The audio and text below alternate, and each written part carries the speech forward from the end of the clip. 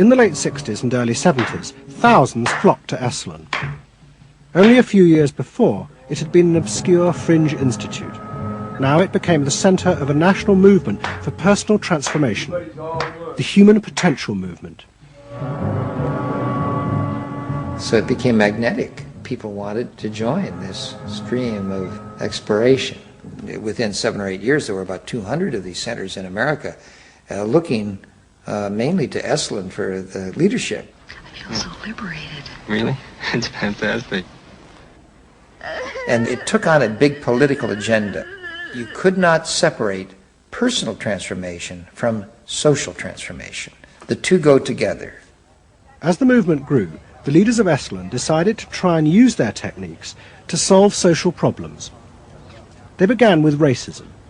They organised an encounter group for white and black radicals. Both groups would be encouraged to express their inner racist feelings which had been instilled in them by society. By doing this, they would transcend those feelings and encounter each other as individuals. I started a series of encounters called Racial Confrontation as Transcendental Experience. We thought that we wanted to get that kind of black-white confrontation so you could really get down to see what was between the two races, not by backing off and trying to be polite, but by going right into the belly of the beast, of this beast of racial prejudice. And these were extremely dramatic. These were the toughest workshops ever convened at Esalen Institute. I'm looking at you, Whitey. You got clothes on. So sure. You got shoes on. You're just so sure looking at me, huh? You got the goddamn police in the neighborhood. Really? They're not my police. You got a governor. You got a mayor. Oh, really? You got the president. You got ambassadors. You can vote, too. You got debts in Vietnam. That's the benefits of slave labor. You got buildings, skyscrapers that you dominate and control economically and politically. And tell me that it's not yours. It's yours, too. Then the blacks all got together and attacked the whites. And they just let us have it. What they call it was peeping somebody. Peeping somebody means peeping into their secrets, into their phoniness, and so forth. Like the white liberal. Oh, they really got onto the white liberal, you know. So don't give me no shit about I'm free. You're a goddamn liar, you white pink son of a bitch, you. Yeah, I want to know what you came down here for. You want a black buck, huh? Yeah. You looking for a stud? Huh? Well, what did you come here for? You're sitting there with your legs all gap wide open, showing your drawers. Now, what did you come here for? The black-white encounter groups were a disaster. The black radicals saw it as an insidious attempt to destroy their power. By trying to turn them into liberated individuals, Esalen was removing the one thing that gave them power and confidence in their struggle against racism, their collective identity as blacks. For my reason. For your reason. Now dig this. Your reason for being here is different from my reason. So the human potential movement turned to another social group who they believed would benefit from personal transformation. Nuns. And this time they were more successful. The Convent of the Immaculate Heart in Los Angeles was one of the largest seminaries in America. A group of radical psychotherapists approached the convent. They wanted to try out their techniques for personal liberation on individuals whose identities were defined by a series of external rules which they had deeply internalized. The convent, anxious to appear modern, agreed to the experiment. And we did weekend encounter workshops for several hundred Immaculate Heart nuns. Nuns who were reserved, and they tended to be more reserved than other normal people, were told, don't be so reserved, let it all out. You're a good person. You can afford to be who you really are. You don't need to play the role of a nun. You don't need to keep downcast eyes. And prudence is an oversold virtue. You're trying to assert yourself, trying to find out who you are, who you're becoming. At the same time, you're trying to live a life of dedication, of service, and you're trying to make all these things fit into who you are, and you're just, you know, it's such a turmoil at times that you just blow a gasket and do silly, crazy things, you know. Running around the orchard and stealing oranges and taking Cokes out of the refrigerator and crazy things. I felt like I was being a hypocrite, and I wanted people to respect me for what I was, not for what I was wearing. And so I'm glad for the change.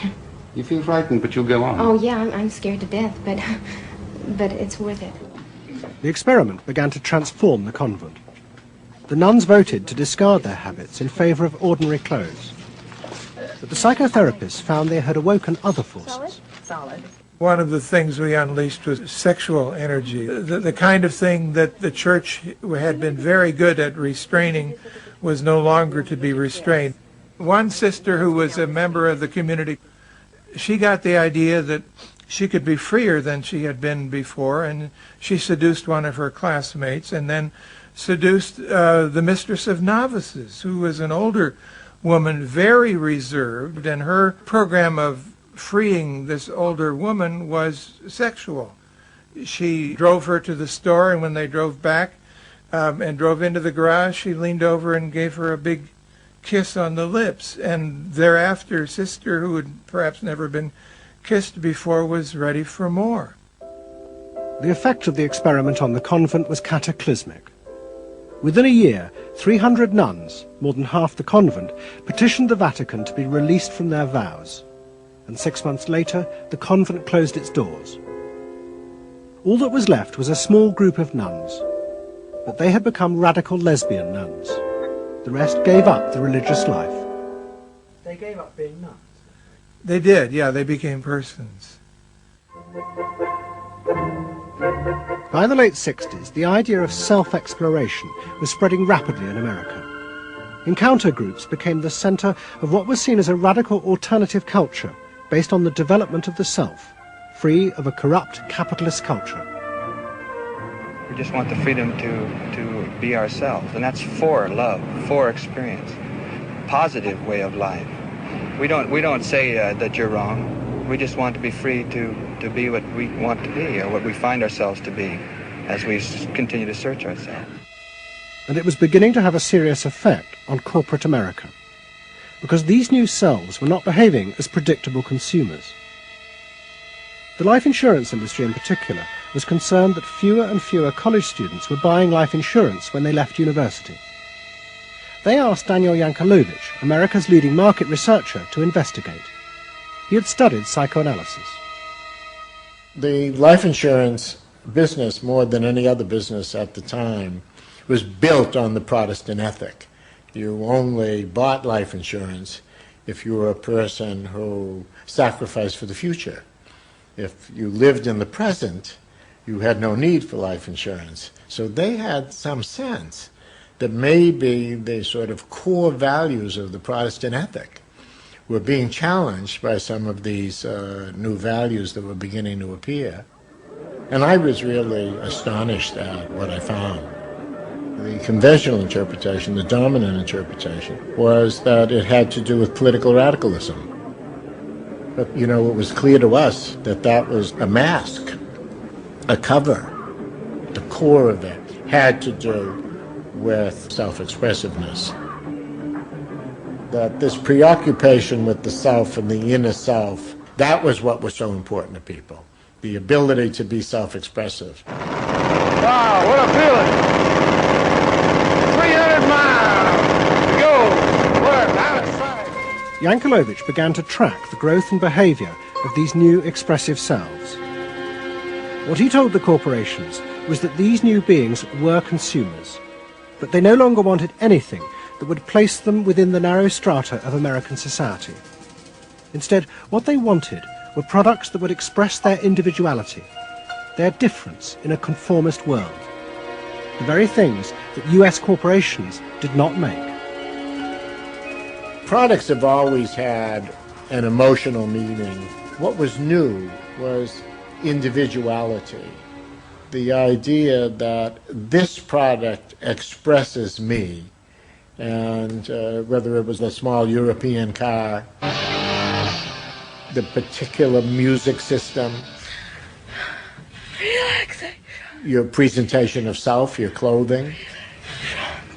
For immediate energy from our muscles and relaxing.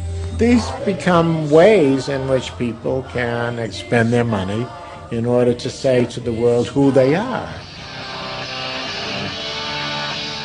But the manufacturers, they had no idea of what was going on, really, with consumers and in the market at large.